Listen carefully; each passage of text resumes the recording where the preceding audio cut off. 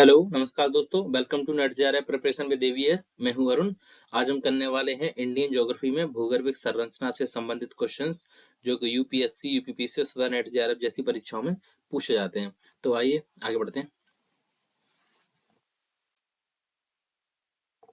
और हमारा आज का पहला क्वेश्चन है, निम्नलिखित में से कौन सा एक भारत में भूगर्भिक वैज्ञानिक समूहों के बनने की उनकी आयु के आधार पर सही अनुक्रम है, प्राचीनतम से प्रारंभिक तक। तो पूछ रहा है प्राचीनतम चट्टान से लेकर प्रारंभिक चट्टान के बनने का क्रम पूछा गया है।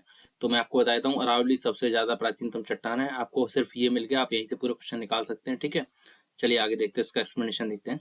भारत में भूगर्भिक स्थलाकृतियों का सही अनुक्रम उनकी आयु के आधार पर प्राचीनतम से प्रारंभिक तक ये दिया है, अरावली, धारवाड़, कुड़प्पा और विंध्य संरचना। हालांकि अरावली संरचना का विकास धारवाड़ में भी अंशतः हुआ है, लेकिन आर्कियन क्रम की चट्टानों के द्वारा अरावली पहाड़ियों का निर्माण वलित पर्वतों के रूप में हुआ है। तो कह रहा है कि आर्कियन चट्टानों के द्वारा पहाड़ियों का निर्माण वलित पर्वतों के रूप में हुआ है, और अरावली पर्वत विश्व की सबसे प्राचीनतम वलित पर्वतों में से एक है। अरावली पर्वत आपको याद रखना है कि विश्व के सबसे प्राचीनतम जो वलित पर्वत हैं उनमें से एक है। ठीक है, तो अरावली, धारवाड़, कोडप्पा एवं विंध्यन संरचना का संबंध प्री कैम्ब्रियन एरा से है। ये एक जियोलॉजिकल टाइम स्केल होता है, उसके हिसाब से आपको बता रहा हूं मैं कि ये जो अरावली, धारवाड़, कोडप्पा और विंध्यन संरचना है, ये प्री कैम्ब्रियन एरा से पहले की है। प्री कैम्ब्रियन एरा वो था जबकि लाइफ नहीं थी, उससे संबंधित जो एरा है वो प्री कैम्ब्रियन एरा है। ठीक है, आगे बढ़ते हैं। भारतीय प्लेट गोंडवाना प्लेट से अलग होने के बाद दक्षिण की ओर प्रवाहित हुई। ठीक है, तो ये सेंटेंस गलत है, क्योंकि भारतीय प्लेट गोंडवाना प्लेट से अलग होने के बाद उत्तर की ओर प्रवाहित हुई है। ठीक है, अगला है, भारतीय प्लेट और यूरेशियन प्लेट की टक्कर के परिणाम स्वरूप हिमालय पर्वत का विकास हुआ है। ये बिल्कुल सही है। देखो, नीचे से भारतीय प्लेट ऊपर की तरफ जा रही थी और ऊपर थी यूरेशियन प्लेट, तो उससे जाके टकराई और बीच में था तेथिस सागर, तो जिससे तेथिस सागर में संकुचन होने की वजह से हिमालय की उत्पत्ति हुई है। चलिए एक्सप्लेनेशन देखते हैं।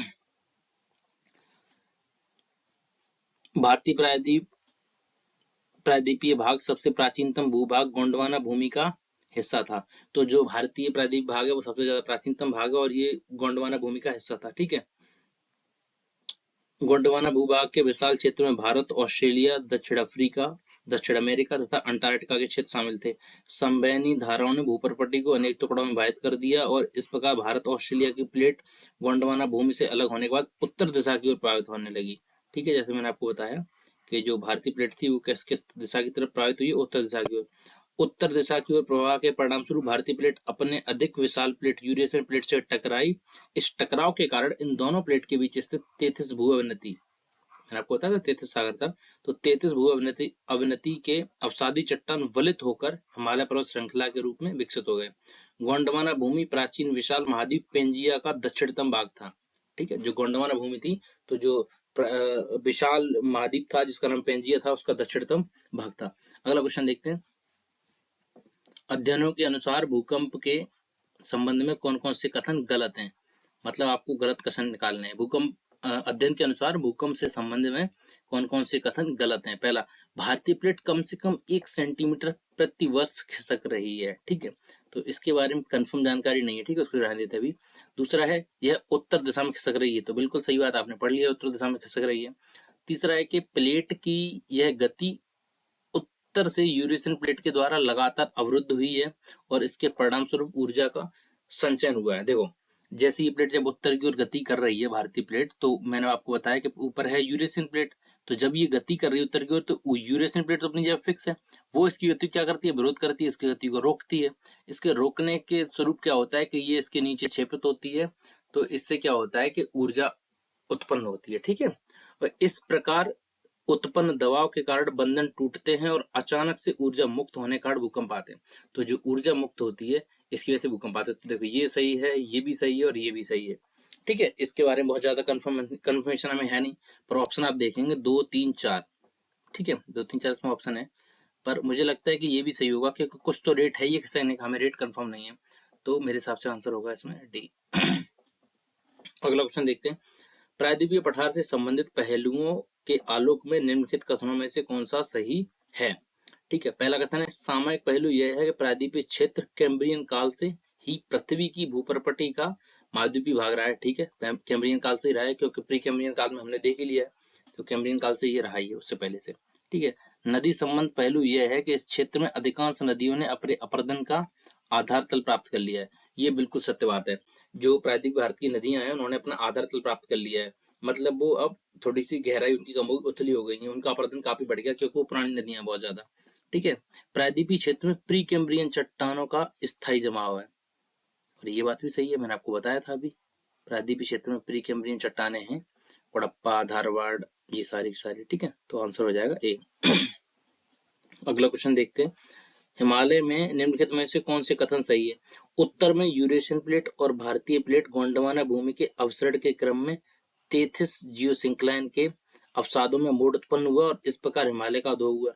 ये मैंने आपको बताया था कि भारतीय प्लेट नीचे से ऊपर गई, ऊपर थी यूरेशियन प्लेट, बीच में था तेथिस सागर जिसका संकुचन हुआ, इसकी वजह से क्या हुआ, हिमालय की उत्पत्ति हुई।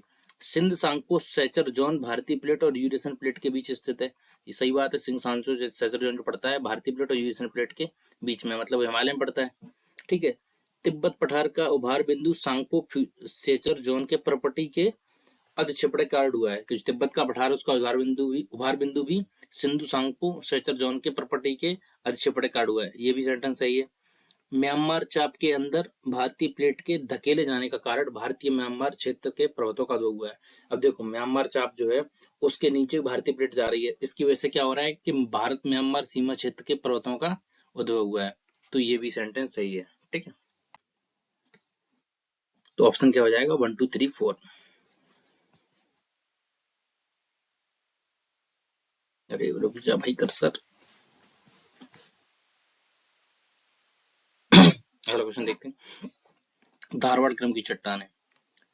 ठीक है, धारवाड़ क्रम रूपांतरित अवसादों के प्रथम संरचना चित्तौड़गढ़ से सासाराम तक की बड़ी मात्रा में अवसादों के जमाव का विस्तार। पन्ना और गोलकुंडा हीरे के लिए प्रसिद्ध है, लाल बलुआ पत्थर पाए जाते हैं। ठीक है, तो आपके लिए सबसे इजी कौन सी संरचना है अभी ढूंढना, आपके लिए सबसे इजी संरचना होगी विंध्यन ढूंढना। ठीक है,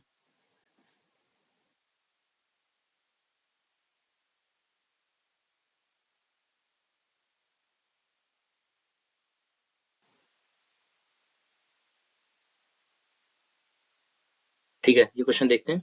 6 क्वेश्चन, धारवाड़ क्रम की चट्टान है, तो धारवाड़ क्रम की चट्टानों का संबंध होगा वो होगा इससे, इसमें धारवाड़ क्रम की चट्टानों में आपको बताया था अरावली कर्नाटक तमिलनाडु छोटा नागपुर का पठार दिल्ली एवं हिमालय क्षेत्र में मिलती है। ठीक है, कोलार की जो खाने हैं वो भी इसी प्रणाली के अंग हैं।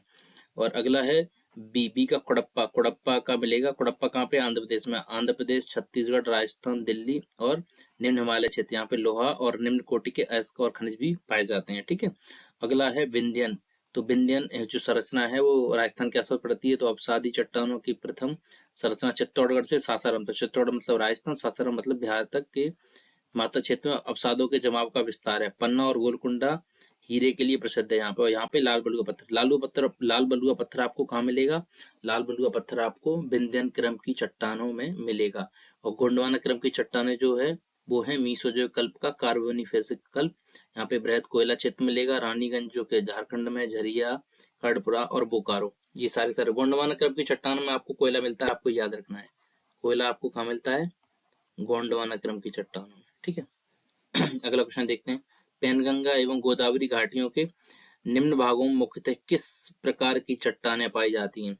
अब देखो, गोदावरी कहाँ पे है, गोदावरी है आंध्र प्रदेश में। ठीक है, गोदावरी आंध्र प्रदेश में, तो आपको आंध्र प्रदेश में कौन सी चट्टानें मिलती हैं, आंध्र प्रदेश में कोडप्पा बेसिन की चट्टानें मिलती हैं।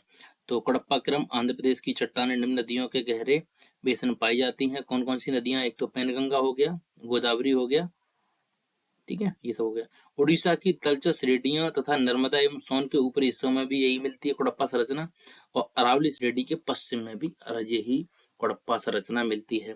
अगला क्वेश्चन है, भारतीय प्रायद्वीप गोंडवाना भूमि का एक हिस्सा था, भारतीय प्रायद्वीप गोंडवाना भूमि का एक हिस्सा था, तो ये तो सही हो गया। ठीक है, हिमालय का निर्माण पूर्ववर्ती तैथिस सागर की अभिनति में हुआ है, ये भी सही बात है।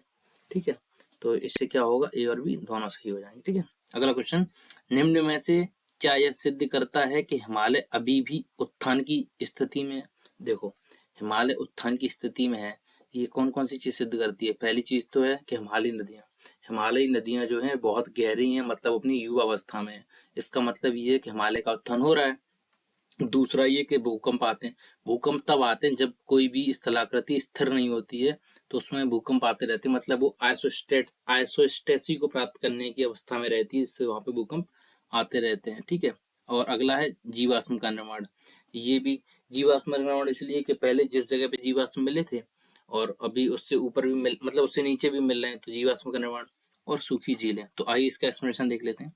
हिमालय पर्वत की श्रृंखला स्थिर नहीं है और यह अभी भी उत्थान की स्थिति में। हिमालय में उत्थान को प्रमाणित करने के लिए कई प्रमाण दिए जा सकते हैं, जिनमें से पहला प्रमाण ये है, देखो, शिवालिक पहाड़ियों में पाए जाने वाले जीवाश्म का निर्माण तिब्बत पठार में भी पाए जाते हैं।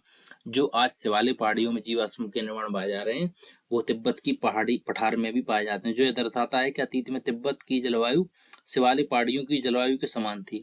जो ये दर्शाता है कि जो अतीत में तिब्बत की जलवायु थी, वो शिवालिक पहाड़ियों की जलवायु जैसी थी। ठीक है, तो ये तो जीवाश्म वाला हो गया। दूसरा है, तिब्बत का पठार की झीलें सूख गई हैं। इन झीलों के आसपास की रेत व बजरी उच्च स्तर पर है, जो कि जल स्तर से 60 से 100 मीटर ऊपर है। यह तभी संभव है जब क्षेत्र का उत्थान हो गया हो। मतलब ये है कि तिब्बत में जो झीलें सूख गई, उनमें जो रेत है, वो आज का जो समुद्र स्तर है उससे 60 से 100 मीटर ऊंची पे है। तो ये तभी हो सकता है जब किसी क्षेत्र का उत्थान हो गया हो। पहले ये इसके लेवल में रहा होगा, तब यहाँ पे झीलों में पानी रहा होगा, सब कुछ रहा होगा। अब जैसे जैसे उत्थान हो गया, झीलें सूख गई, जो रेत है वो दिखने लग गई, तो इससे ये जाहिर होता है कि उस जगह का उत्थान हो गया है। हिमालय क्षेत्र में निरंतर भूकंप की घटनाओं से ज्ञात होता है कि इस क्षेत्र में आइसोस्टैटिक संतुलन प्राप्त नहीं हुआ है और यह अभी भी बढ़ रहा है, जैसे मैंने आपको बताया था। ठीक है। हिमालय की नदियां अभी भी अपनी युवा अवस्था में हैं, जो हिमालय की ऊंचाई में वृद्धि की ओर संकेत देती हैं। ठीक है, जैसा मैंने आपको बताया था।